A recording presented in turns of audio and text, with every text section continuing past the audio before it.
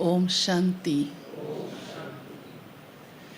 प्यारे बाबा की पढ़ाई हुई पढ़ाई हम रोज़ बड़े प्यार से पढ़ते हैं और बाबा हम बच्चों को यही बात कहते हैं कि इस पढ़ाई को मरते दम तक, जब तक प्राण तन से निकले, पढ़ते रहना है, पढ़ते रहना है। आज तो बाबा ने कहा है चाहे कितने बीमार भी हो जाएं तो भी पढ़ाई पढ़नी है, छूटे नहीं, एक भी दिन मिस नहीं हो। और अब तो बहुत आसान है, मिस का तो सवाल ही नहीं उठता। चलो बहुत मजबूरी है, सेंटर पर नहीं आ सके तो मुरली तो सबके पास पहुंच ही जाती है, बल्कि बीमारी हालत में तो एक बार नहीं 10 बार सुन सकते हैं, लेटे लेटे बैठे बैठे। और ही कमाई ज़्यादा जमा कर सकते हैं। बाबा ने हम बच्चों को इतनी सहज सुविधा दे दी है। फिर बाबा ने आज एक बात का राज खोला है कि अगर कोई बच्चे पढ़ाई पढ़ते पढ़ते पढ़ाई पढ़ना छोड़ देते हैं, चाहे कारण कुछ भी हो, कोई भी माया का असर हो, कभी कोई संसारिक किसी भी कारणों से या अपनी कमज़ोरी के कारण से या अन्य किसी के प्रभाव में आने से या माया की कोई भी बात खींच लेती है। आज तो दुनिया के बहुत आकर्षण है, तो पढ़ाई छूट गई तो बाबा ने कहा कि इसका बहुत बड़ा बोझ उस आत्मा पर पड़ जाता है।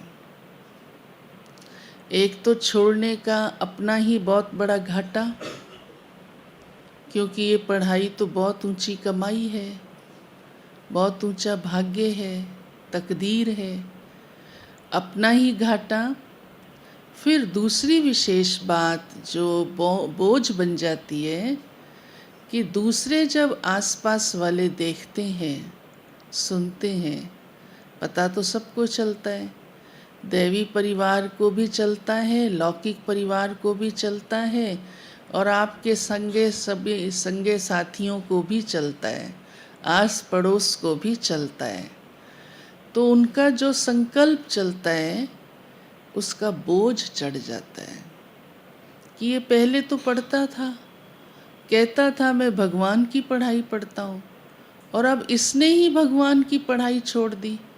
तो उनके अंदर जो पढ़ने की जिज्ञासा या हिम्मत आनी चाहिए वो भी बंद हो जाती है, डिससर्विस हो जाती है, बाबा का नाम खराब हो जाता है। तो ये कितना बड़ा बोझ है। इसलिए इस बात में हमें मना सबको कभी भी ढीला नहीं होना, कभी भी। चलो बहुत तीव्र पुरुषार्थ कोई नहीं कर पाता, सबका बाबा कहते नंबरवार है, एक जैसा नहीं है, पर छोड़ देना तो अपना ही बहुत बड़ा घाटा करना है। स्पीड नहीं बढ़ा सकते, हर्जा नहीं। हाँ, कोई तो बहुत होशियार होते हैं, बहुत तीव्र पुरुषार्थ करते हैं, ज्ञान का भी, योग का भी, धारणा का भी, सेवा का भी। कई नहीं कर पाते हैं, पर कम से कम रोज़ पढ़ाई तो पढ़ते रहें, उसमें तो कोई तकलीफ़ नहीं, कोई मेहनत नहीं, डिससर्विस के निमित्त तो नहीं बने। और फिर बाबा कौन सा कोई इतनी मेहनत या कष्ट देता है, और सिर्फ ये पढ़ाई है भी इसी ही जन्म की, और इस जन्म में भी कितना समय तो बीत चुका है। और आपने तो कौन से कितने वर्ष बिताए, हर एक अपना देख लो चार्ट। दादियाँ तो 86 वर्षों से पढ़ती आ रही हैं, है ना। और अब संगम युग का समय भी कितना थोड़ा रह गया है, वो भी आप देख रहे हो।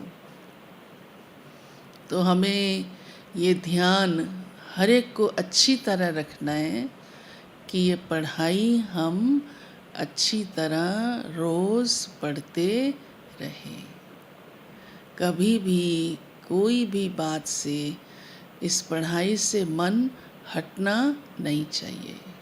कई कहते मन नहीं हटा, लेकिन मजबूरी थी।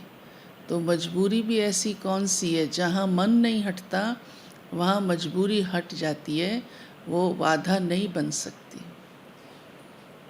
तो मन को ही, बुद्धि को ही इतना बाबा से जोड़ के रखना है कि माया का कोई भी कारण बने, उसके वजह से, हाँ, या वो बात ऐसी ना हो जो हमारी पढ़ाई को छुड़ाने के निमित्त बन जाए। उस कारण को हटाना है, पढ़ाई को नहीं छोड़ना है। फिर बाबा कहते हैं ये तो दुनिया ही सारी कैसी है, हाँ, जंगल के समान है। मैं आकर देवता धर्म की स्थापना करता हूँ, सैपलिंग लगाता हूँ, और इस दुनिया में कौन सी सैपलिंग लगाते रहते हैं?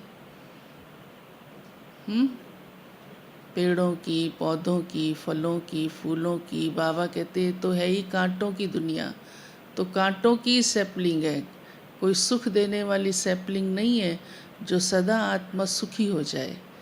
और जब मैं आकर देवता धर्म की सैपलिंग लगाता हूँ तो सभी सुखी हो जाते हैं।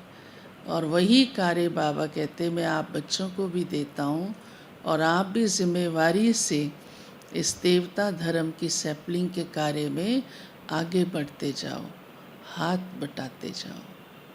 तो पढ़ाई की वैल्यू को हमें हमेशा समझ कर चलना है।